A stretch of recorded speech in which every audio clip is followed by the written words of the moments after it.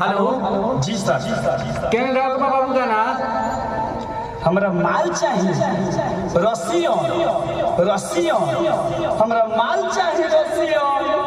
अरे हम पागल हो गए रसियन के बिना, हमरा के छोड़ के चल गई रसियन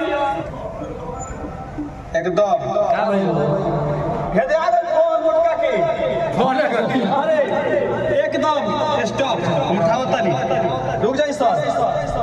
ठीक है। हेलो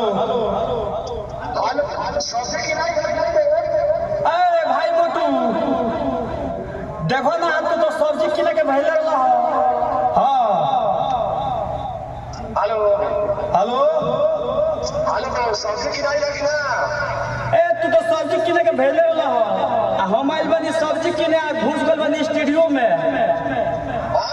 सब्जी किने के भेज स्टूडियो में बनी हो। अरे सुनो ना, 1000 रुपया दिला बड़ा नू तो हम गाना गा देता नहीं। आओ सब गान करता नहीं घरे आओ। हमरा माल चाहिए रसियन। हर तरह के हमरा रसियन माल देबो तनी घरे आओ। भाई खिसियाइए मत, हमरा घर कहिए मत, हमरा माई या बाबू से कहिए मत, एकदम हम हमरा माल लेके आए रसियन। रख ठीक बा, आओ सब घरे आओ। अरे बजाई म्यूजिक बजाई, हमरा माल चाहिए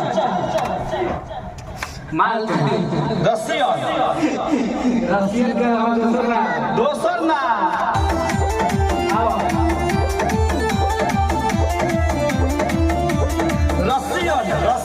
रसियन हमरा माल चाहिए रसियन।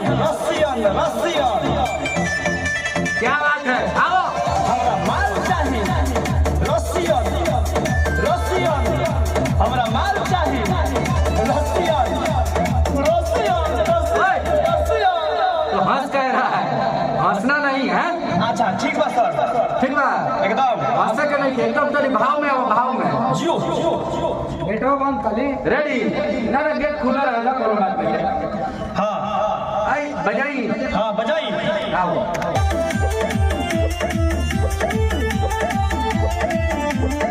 आओ हमरा माल चाहिए रसियन।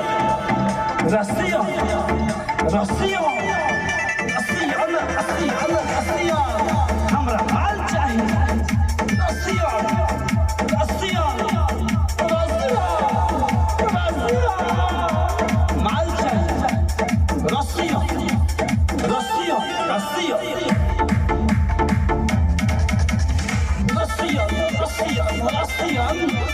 माल चाहिए रसियन। माल चाहिए रसियन। कहाँ गइले मेरे जा हमर रसियन। म्यूजिको पर ध्यान देना, बीट आउट का होता है। अंतरा बताओ, अंतरा क्या बा? बजाइए बजाई। आओ रसियन।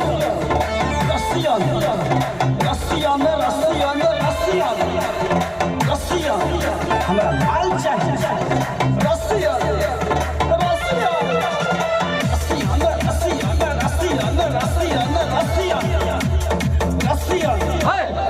खाली रसियन अंतरा का अंतरा। भैया देखी, हाँ अंतरा कर लिखाई नहीं खे अच्छा, ना क्या लिखा है? ना, हमार मेहरारू लिखेले। अच्छा अब लिखवा के आए हाँ एकरा आगे, हाँ ओकरा बाद गाए।